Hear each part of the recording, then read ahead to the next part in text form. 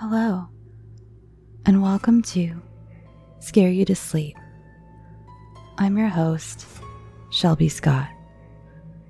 I hope you're all having a good week, and if not, I hope that I can be a little distraction in all the chaos that is life. Thanks to all of you, my beautiful supporters, this podcast is now sponsored. For the past couple of weeks, I've been really sick, and between that and work and the podcast, I have been worn out.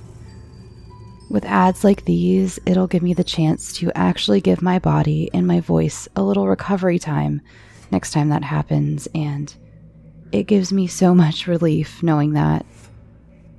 If you could please support me by using my offer code, SLEEP, and check out the links I share on these ads, that would be phenomenal.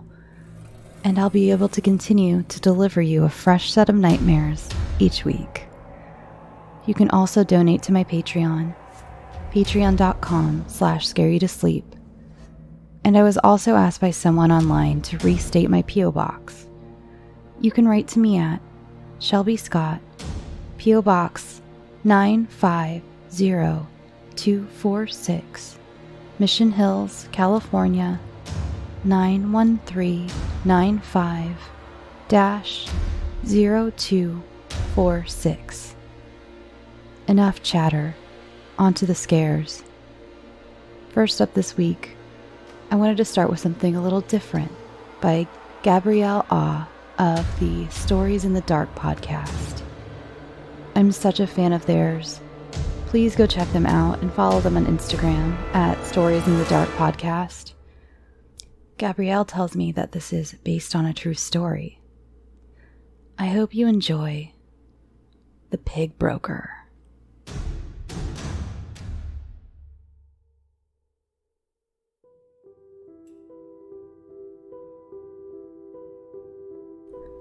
Everyone in the village knew about Pavo.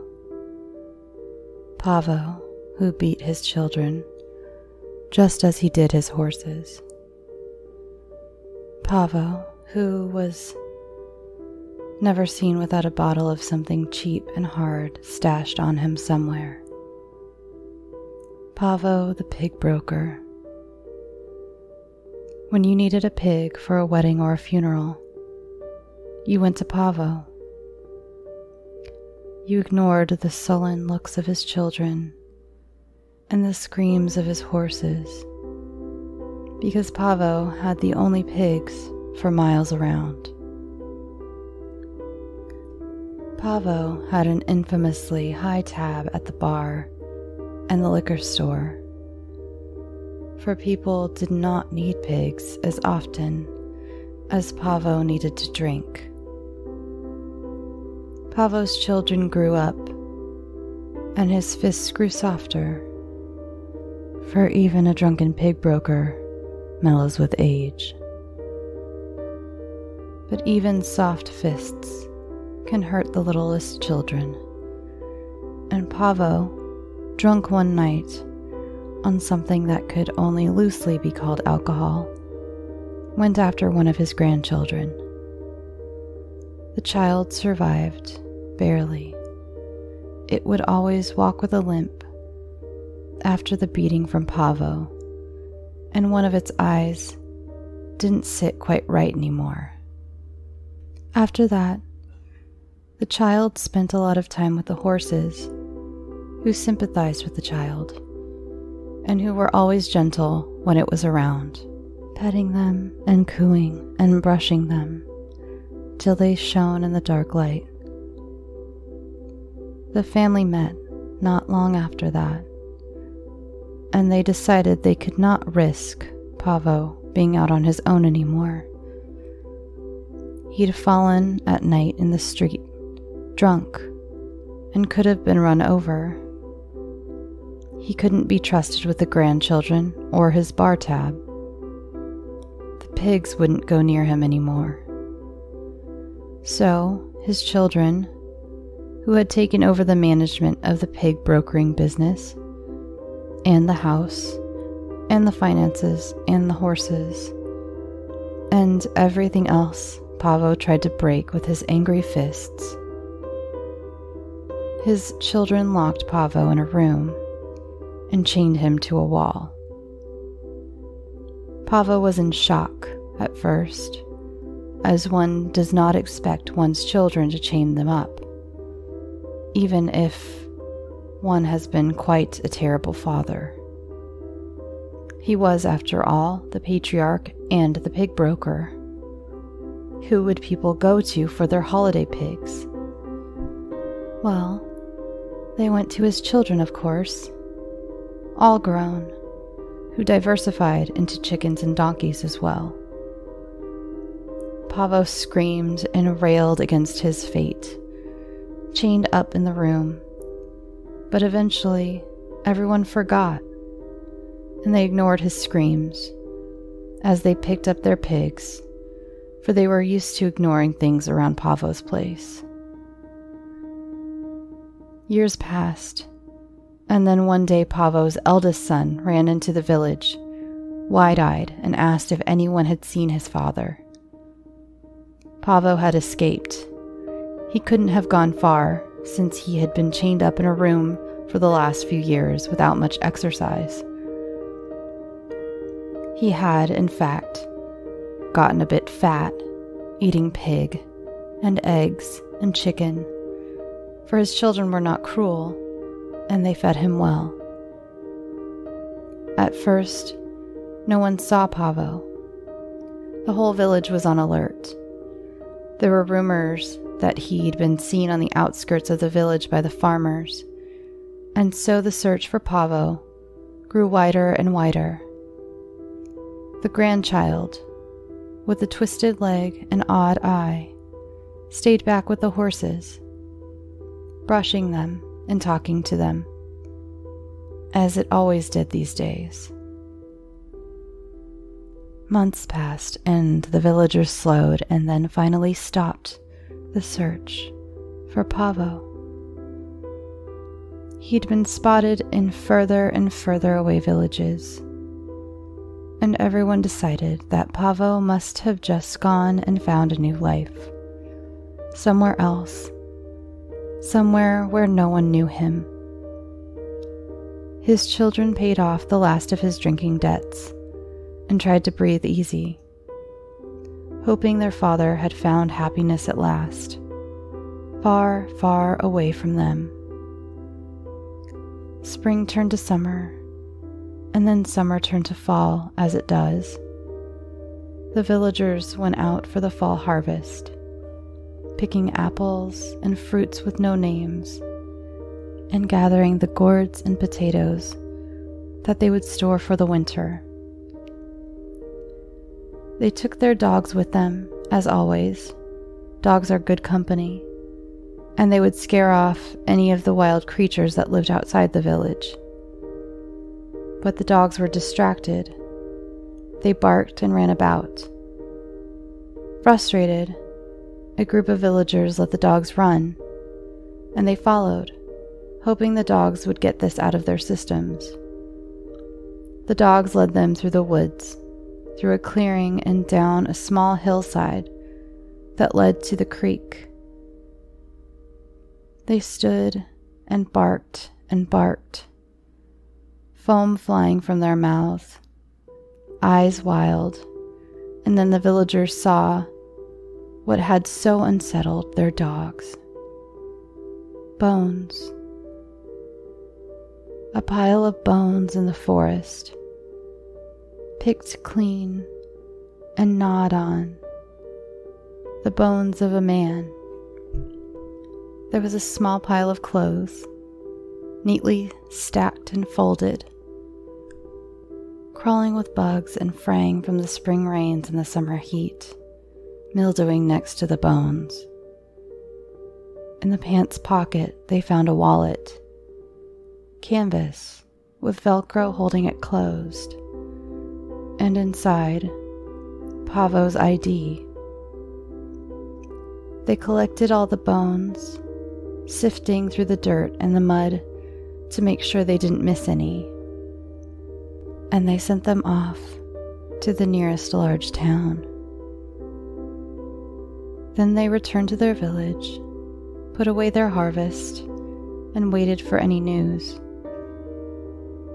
The grandchild who never spoke except to the horses, brushed and whispered and seemed to stand a little straighter.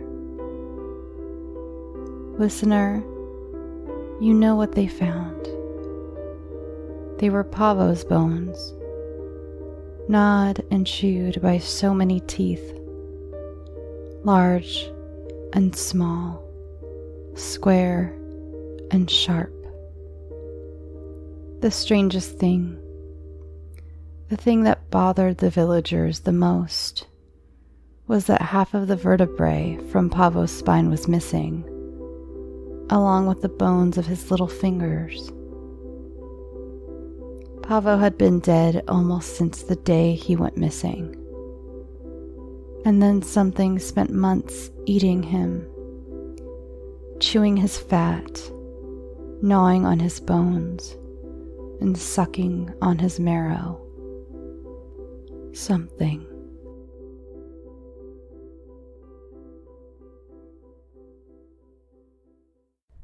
What helps you fall asleep? Noise machines? Essential oils? Maybe a podcast that claims to scare you to sleep but ended up being a little too scary to actually fall asleep, and oh my god, did your closet door just open a little? What if the reason you're not sleeping is that your mattress sucks because it wasn't designed for you? Helix Sleep built a sleep quiz that takes 2 minutes to complete, and they use the answers to match your body type and sleep preferences to the perfect mattress, which is a great new way to find a mattress because have you ever been to a mattress store?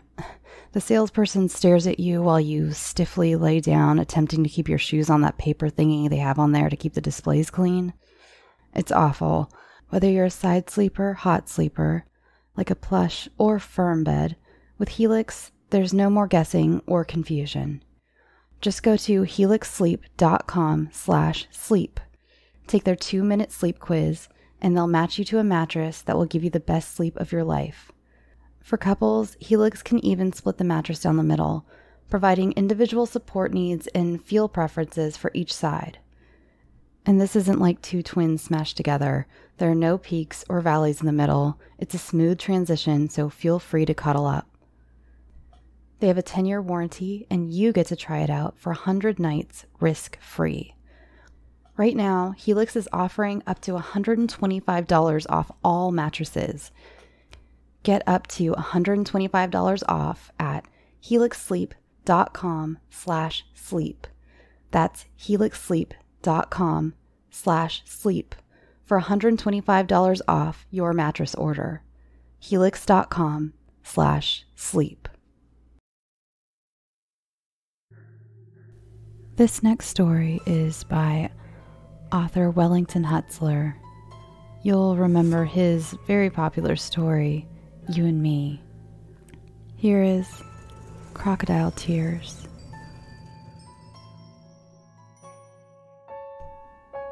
Most of us have had close calls as children. When my son was 6, he fell off his bike, hit his head, and was brain dead for a while before he came back. My sister nearly drowned in our community pool when we were young. But what I'm about to tell you is unlike anything you've heard before. I'm talking about the summer of '58. I was 10 years old and walking home from a Boy Scouts meeting. I can recall at the time I was excited about getting my knot tying badge earlier in the day. I remember I was admiring my badge while I quietly walked the empty streets of my suburban neighborhood with the sun setting in my peripheral vision. And then something caught my attention. I could hear a voice calling to me from one of the houses. I turned my head and saw Mr. Amelio standing in his front doorway. I had grown up in my neighborhood and gotten to know the people around me over the years. Mr. Amelio, however, had only moved into his house a few months before, so I didn't know him nearly as well. What immediately had startled me was the very frantic expression on his face. Something was clearly wrong. He pointed at me and shouted, "You, young man, you're a Boy Scout, right? Don't you know CPR?" I froze with anxiety. I knew a little bit of CPR. I had my badge for it, but I wasn't sure if I could remember my training. I wanted to help people, though. I had a dream of becoming a doctor, so I nodded my head. "Thank God, I need your help. It's my wife. I just found her on the kitchen floor and she's not breathing. Please help her while I call 911. Please." I was about 30 feet from him when I began to hesitantly step closer. But while I was walking, I couldn't get a certain uncomfortable thought out of my head. I had watched Mr. Emilio enter and exit his house for weeks and never saw anyone with him. Until that moment, I had assumed he was alone. "Hurry, please. She needs you," he cried. I stopped in my tracks. Something about the situation seemed wrong. I had goosebumps covering my body, but I wasn't sure if it was because a woman really was in danger or because I was. Mr. Emilio began to sob and plead with me. "Please, please, please. She's going to die. Do something." He could barely get the words out in between sobs. I started to get stricken with a heavy sense of guilt. I remembered the house fire from 5 years prior. My little cousin had been playing with matches. It got out of hand faster than I could even comprehend. My cousin tried to grab onto my hand, but I ran away without him. I was afraid. We both were. And when the flames died down, they found my cousin's tiny, scorched body cowering in a closet. Mr. Emilio's seemed genuine, and I visualized my cousin's body being carried out on a stretcher, blanketed by a sheet. So I kept walking. My body was urging me to turn back with each step I took, but I had to know if his wife really needed help. As I crept closer and closer to the door, Mr. Emilio's face grew more frightened and distraught. I knew it was a stressful situation, but it was odd how he seemed to grow more nervous the closer I got. I glanced at the open doorway he was standing in and stopped nearly 5 feet from him. The growing, unsettling feeling in my body was practically a foreboding aura surrounding me at that point when I briefly saw someone in the house, standing around the corner from the door and trying to hide closer to the wall. That moment, I knew I had to get out of there, and Mr. Emilio saw the cogs turning in my head. His eyes grew wide with panic, and he stepped forward and tried to grab my arm. I jumped back and started to sprint home. I could hear Mr. Emilio screaming behind. "Come back. Don't let her die. How could you do this to us? Please." The run home was practically a blur to me. but I know it was the hardest I've ever pushed my legs in my life. When I reached my front door, I failed to turn the knob properly and simply ran into the door. My poor, confused mother didn't know what to expect when she found me sitting on our front porch, crying and hyperventilating. My father called the police.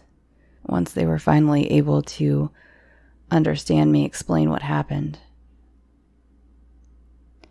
What happened next is still a little vague to me to this day. I made a point never to learn the details or look at the pictures that were taken.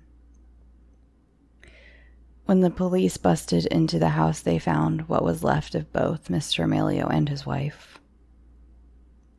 To my understanding, there was so much gore and viscera that it was difficult to determine what actually happened. His wife's body had been decomposing for longer, so they knew she had been killed either the night or the morning before. The only specific thing I can remember about the crime scene is being told years later that Mr. Emilio's organs were never found, and his torso, which looked like a hollowed-out jack-o'-lantern, was found right by the door that I almost walked through. I never found out who or what was waiting for me around the corner from the front door, but I know it was there.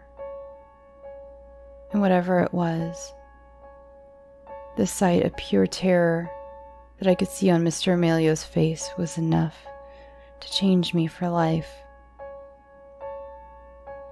I gave up on my dream of becoming a physician and became a mortician instead. It's quiet, and I enjoy it. The dead don't lie. The dead don't scheme. The dead don't frighten me.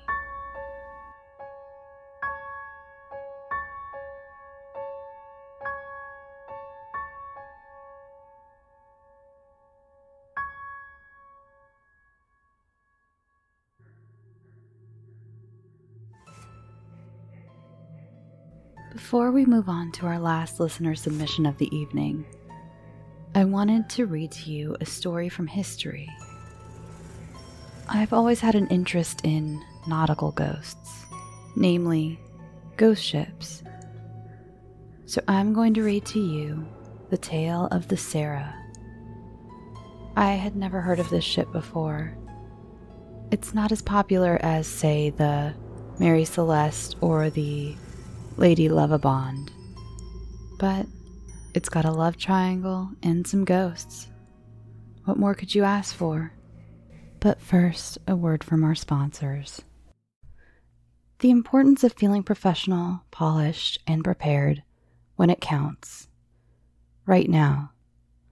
For small business owners or people who produce their own podcasts, being plugged in and prepared when an opportunity comes up is crucial. Those moments happen all the time. They're happening now. And having a business card that shows how professional you are in your pocket, ready to hand out, is the first step in making something happen. Your next big opportunity is coming right now, and all it takes to feel like you're ready to own the now is $10. That's a low price to have the confidence that you're always ready to make an impression or get seen in a new way. A custom card with the colors, fonts, designs, and images you choose means you can look and feel like a big deal, whether you're a startup or a business with a century of history. And it doesn't have to be hard. With Vistaprint, you can create a truly professional, unique card in minutes. First, upload your own design or start with one of our professionally designed options. Vistaprint offers simple tools and a wide range of templates to choose from. Then, pick the paper stock, style, and quantity that's right for you. And finally, choose your delivery speed Order and receive your cards in as few as 3 days. Vistaprint uses only carefully selected inks and responsibly sourced paper stocks. Dozens of designs that are just right for your business. Add your logo and contact information with just a few clicks, and know you can use it on all your marketing going forward. Your satisfaction is 100% guaranteed, or they'll make it right, either by reprinting your order or offering a refund. Vistaprint wants you to do something great for your business right now, which is why our listeners will get 500 high-quality custom business cards starting at $9.99. Use code SLEEP at Vistaprint.com. That's code SLEEP at Vistaprint.com. Sleep at Vistaprint.com.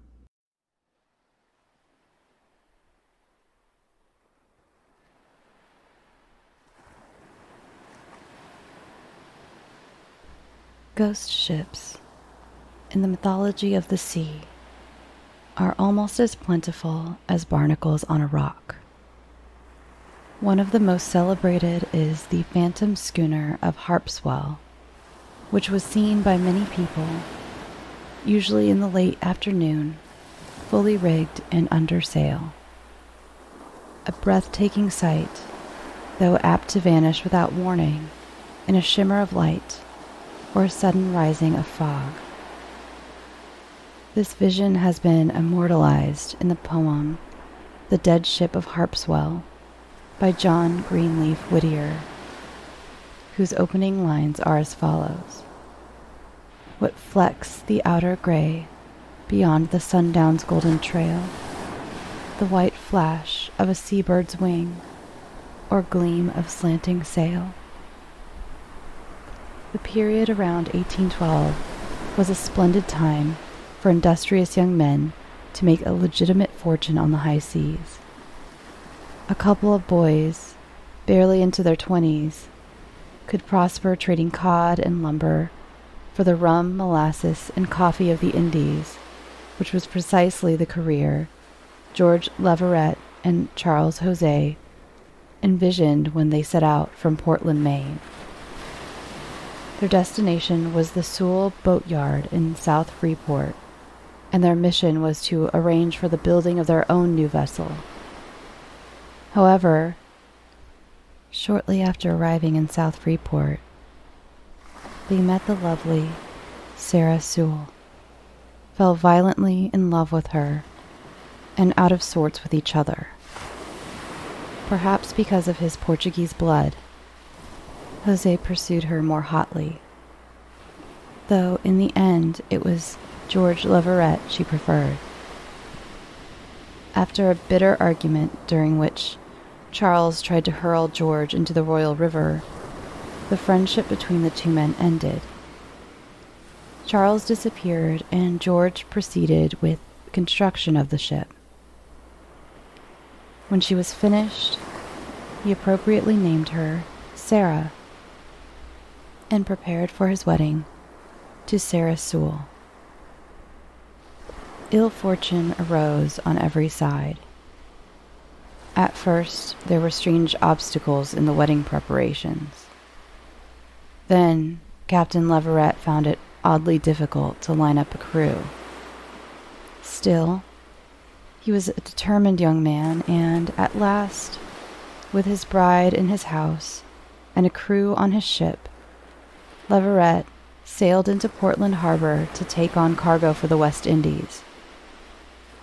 At the same time, there arrived a curious black craft, which flew no flag and was outfitted with a cannon.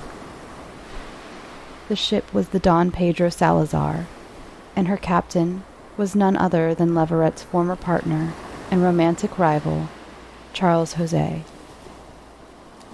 Much like a storm cloud on the horizon, the Don Pedro trailed the Sarah south. As the voyage progressed, the Sarah's crew grew more and more uneasy and petitioned Captain Leverett to head for Nassau to report the menacing pursuer to the British Admiralty. He never reached the harbor. As soon as the Don Pedro saw what course Leverett was taking, she opened fire, killing all but Leverett and severely damaging, though through some miracle, not sinking the unarmed Sarah. Still blinded by jealousy and seeking murderous revenge, Jose could have tortured the survivor in a variety of traditional methods. However, Jose, after looting the ship, chose only to tie Leverett to the foot of the Sarah's main mast and head him out to sea. It was then that Leverett experienced an extraordinary phenomenon. Helpless as he was, and facing certain death and destruction on an unmanned and shattered vessel, he still was possessed by a strange notion that the ship was under control. Indeed, the dead crew began to rise up and take their posts one by one. Sails were set, and the ship's course was turned toward home. Captain Leverett, at this point, understandably lost consciousness. On a bleak November day, people on Potts Point saw a fully rigged yet tragic wreck, sailing with uncanny accuracy along the unmarked channel. Suddenly, the ship came to a full stop without benefit of an anchor. A pale and silent crew lowered an apparently unconscious man into a boat, rowed him ashore, and laid him on a rock, his logbook beside him. Without even the squeak of an oarlock, the ghostly sailors returned to the ship just as a heavy fog suddenly blanketed the harbor. When it had lifted, the ship was gone. The unconscious man was soon recognized as George Leverett, and it is said that he recovered at least enough to relate this tale, though he surely never went out to sea again. The last sighting of the Sarah was in the 1880s, on a crystalline summer afternoon. A guest seated on the piazza of Harpswell House looked seaward towards the horizon in time to see a wondrous vision. A great schooner, under full sail, her canvas gilded in the sun, was heading slowly for the harbor. He summoned a friend, but when they looked again, the ship had vanished. Believers say that the magnificent wreck and her ghostly crew, weary from wandering, had reached home port for the last time.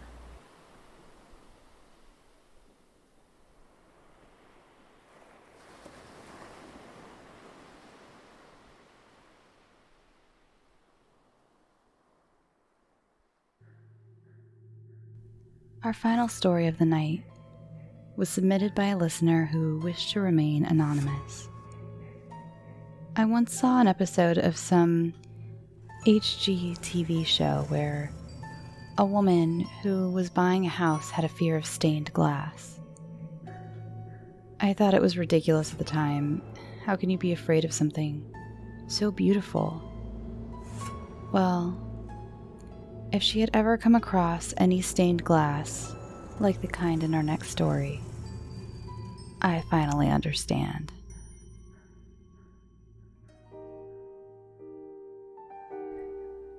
It was a difficult breakup, but the right thing to do.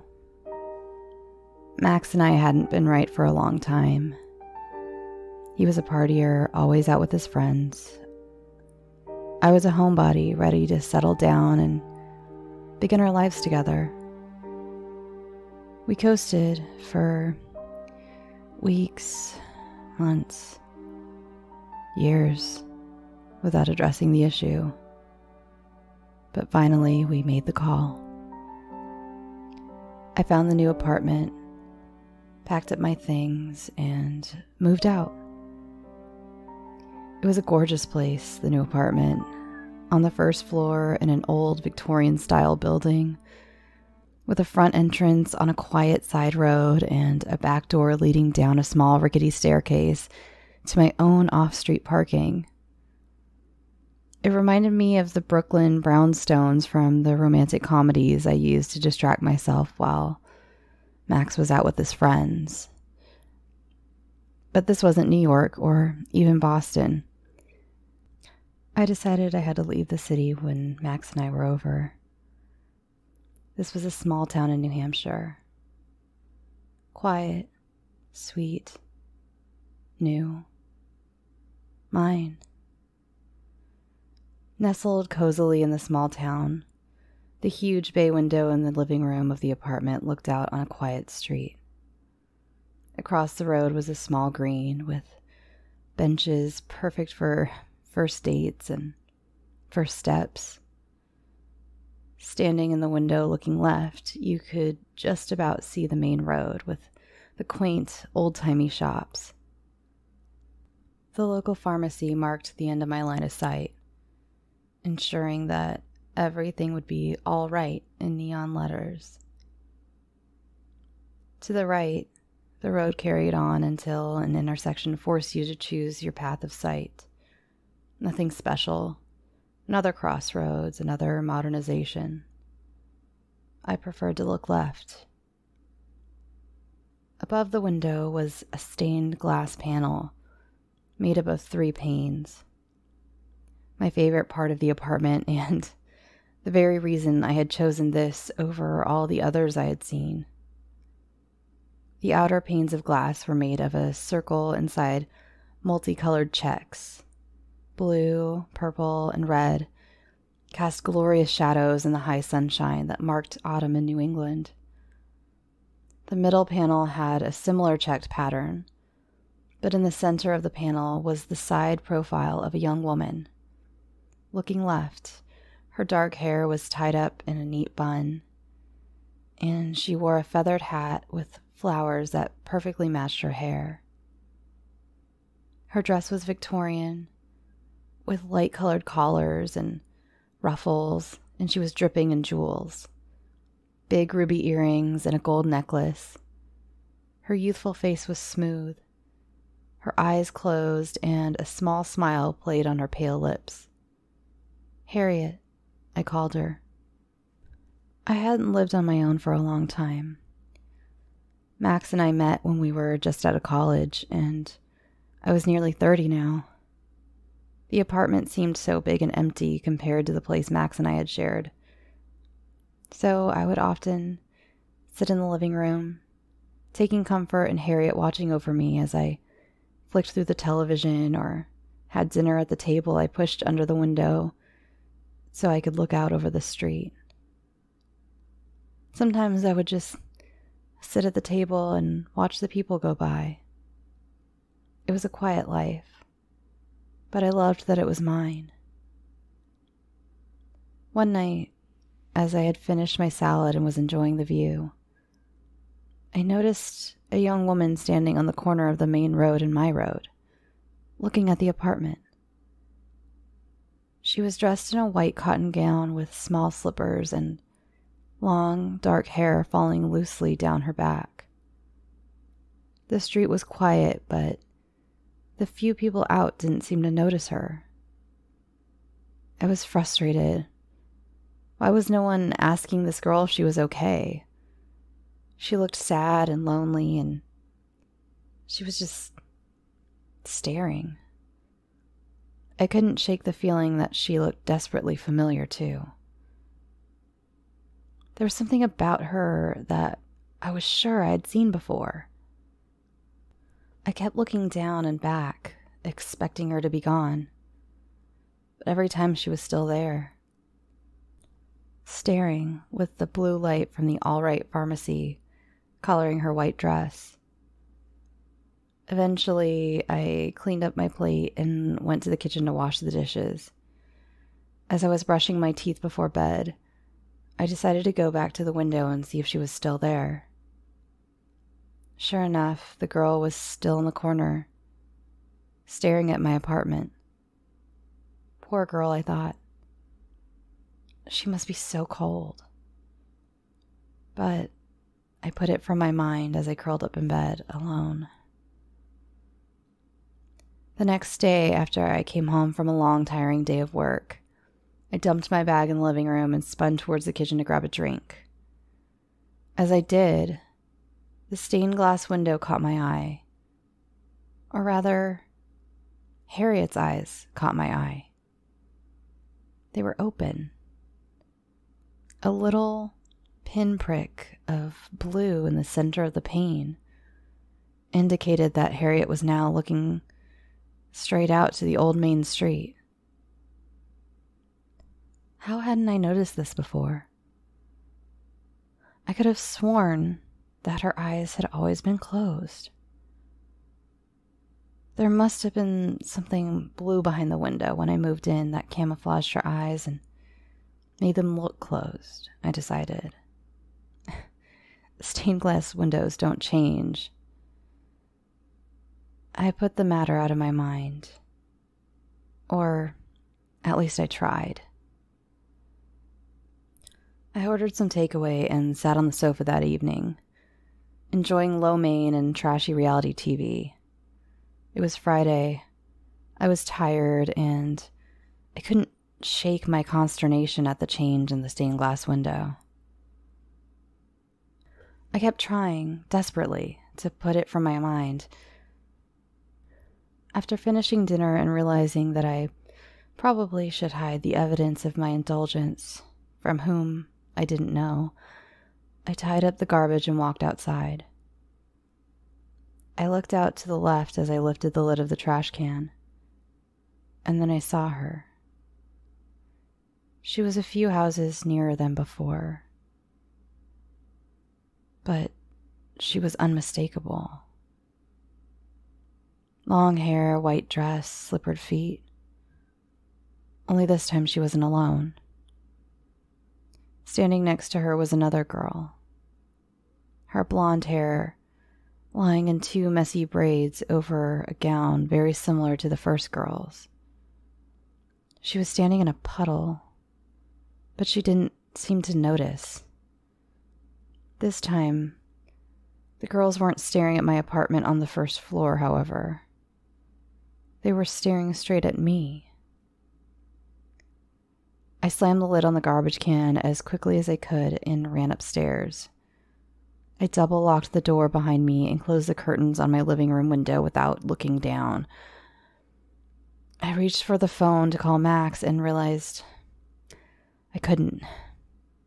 But even if I could, what would I say? Max, there are two girls standing on the street staring at me?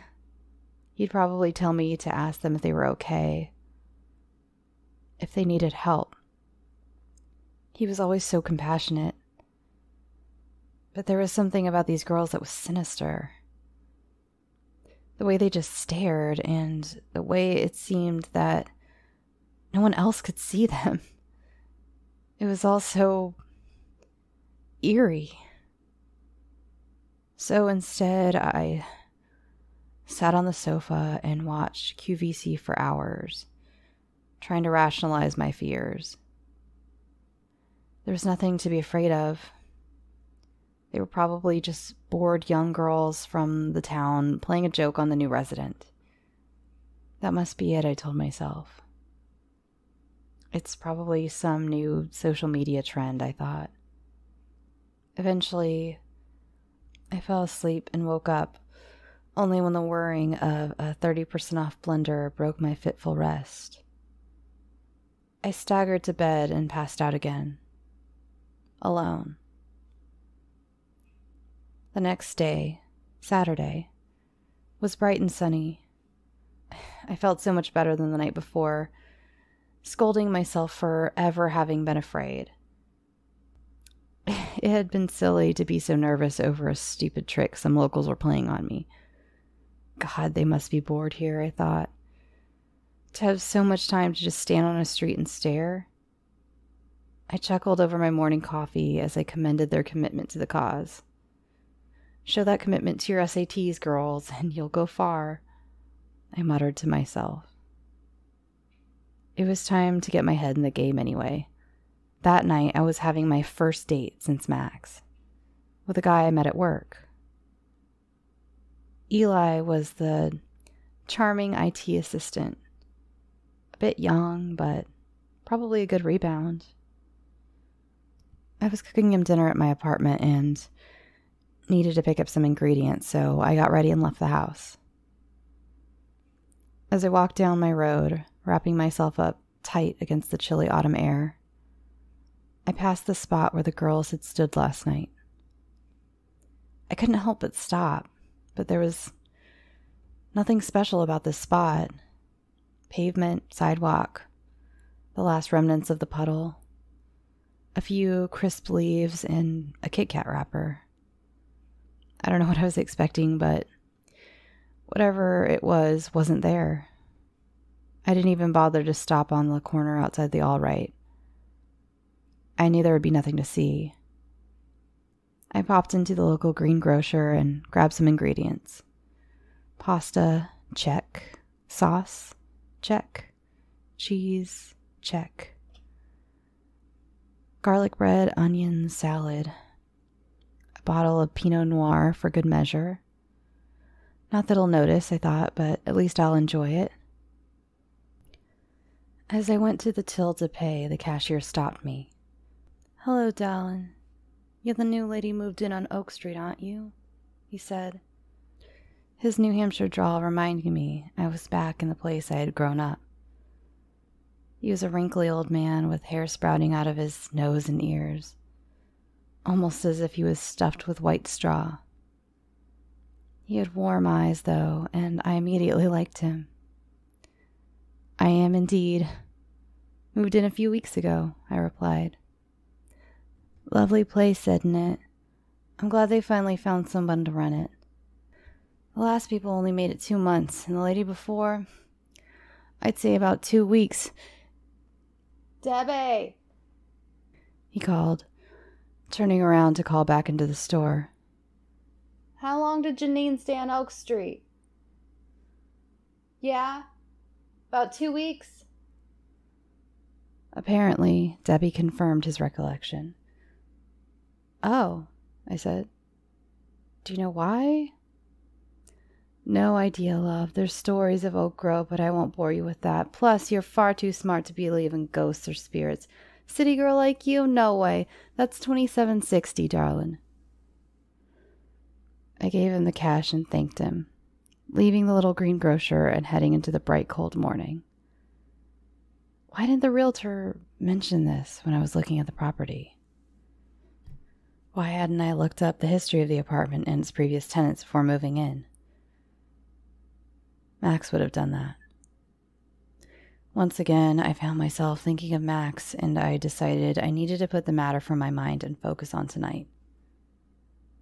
I was excited to see Eli, and I wanted to keep my head in the game for that evening. Eli arrived at 6:30 p.m. as promised. He had brought a bottle of wine himself, but as I suspected, it was clearly the cheapest he could find. I tried to find this endearing rather than unattractive. I gave him the tour of the apartment, and we sat on the sofa with a glass of my wine each. Start with the good stuff, always.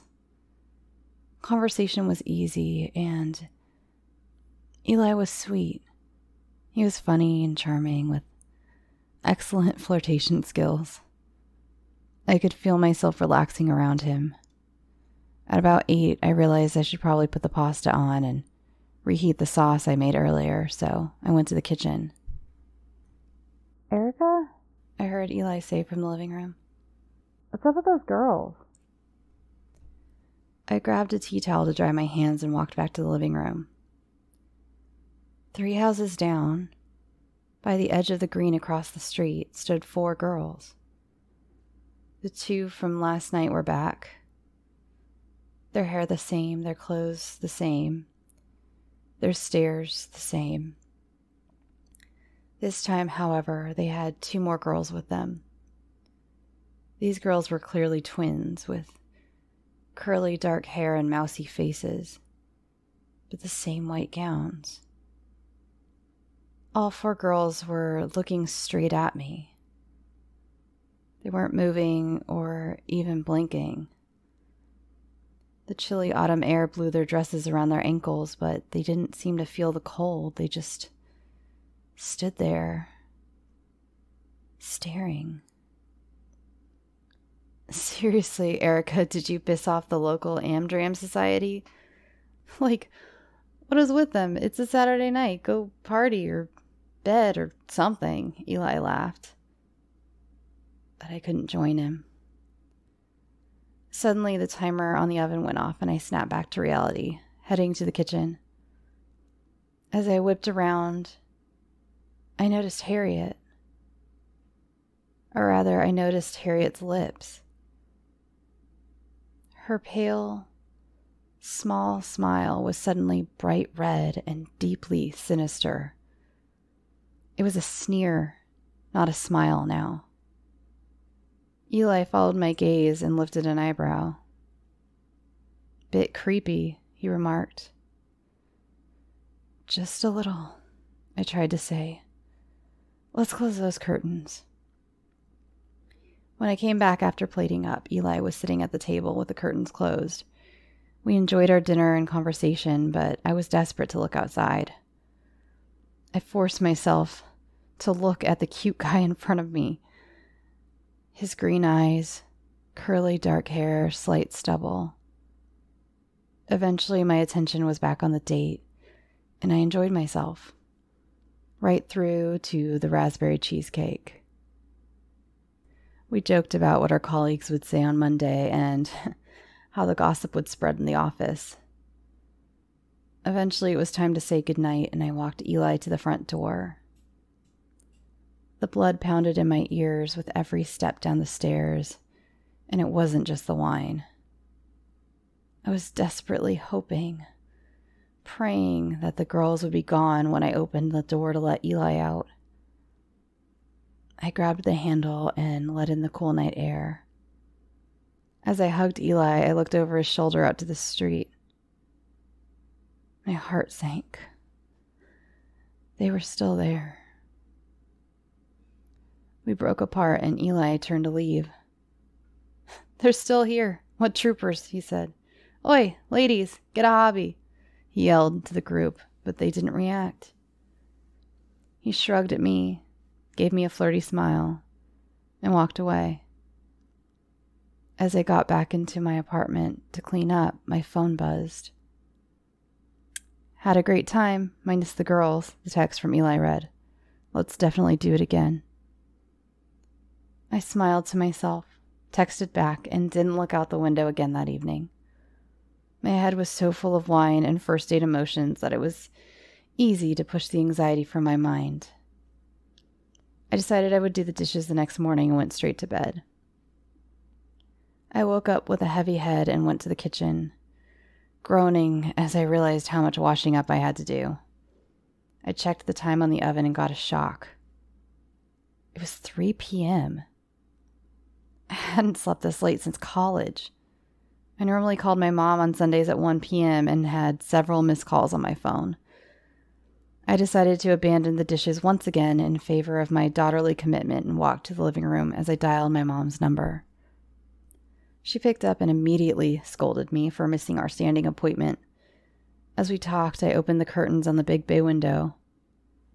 I gasped and dropped the phone. Harriet's sudden red lips were now dripping down the stained glass pane. Her gold necklace had red dye throughout it, and her light dress had drips of red all down it. She was still staring out to the left with her blue eyes, but her look was even more sinister than the night before.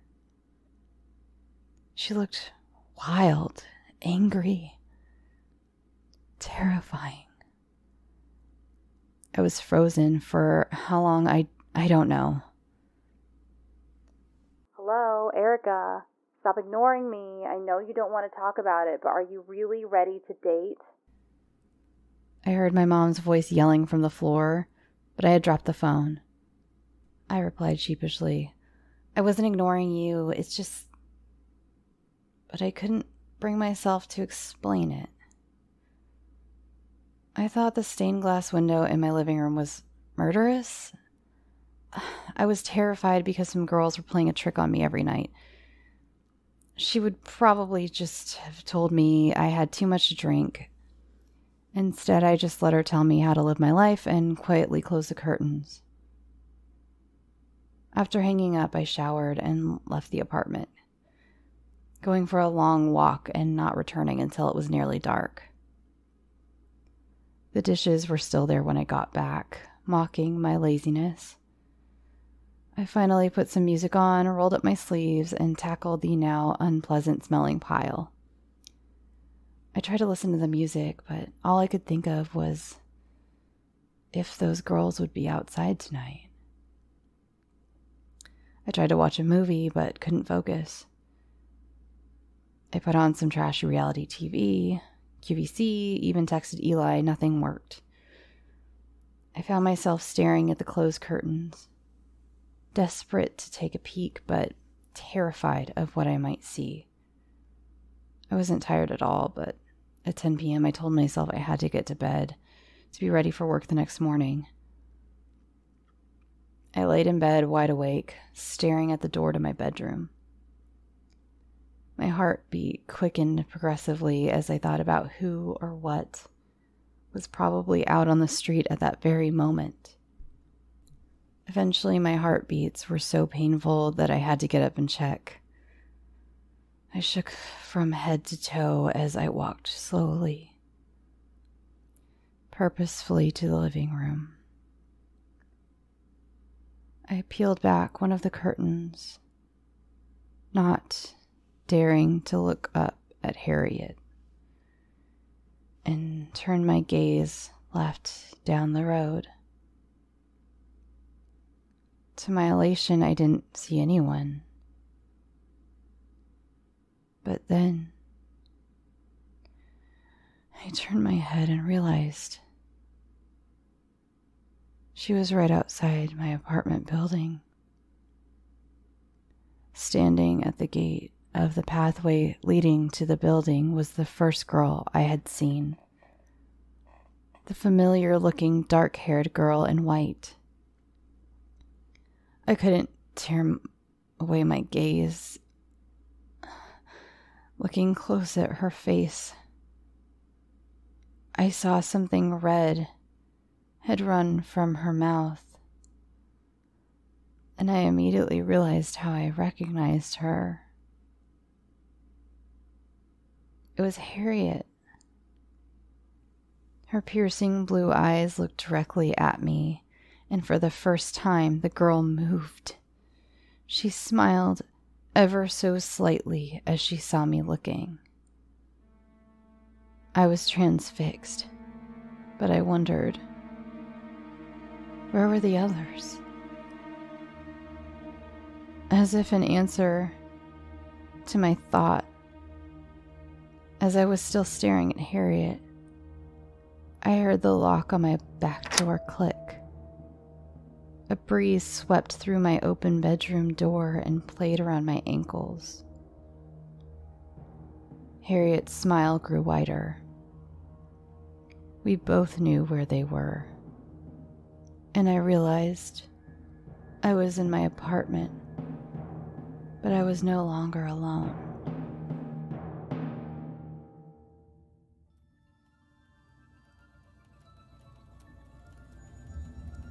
Thanks for listening.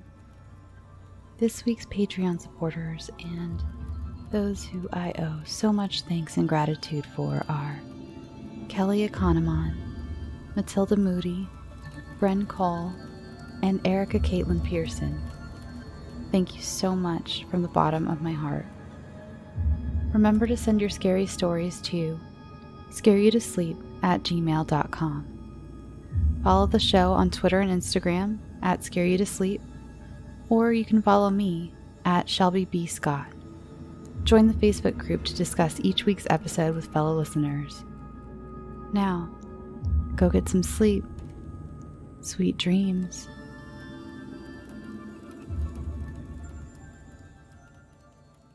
Do you feel depressed and listless? Do you find social interactions exhausting or terrifying? Do you or someone you know have dark thoughts echo in your mind on a regular basis? Don't worry, we do too. I'm Chris. And I'm Lindsay, and we're the hosts of How Are You Holding Up? A podcast by the depressed, for the depressed. We aren't doctors, therapists, or anything of the sort. We just have depression and anxiety. And want to talk about it. So come and join us on a mental health adventure wherever you download your podcasts. And let us know, how are you holding up?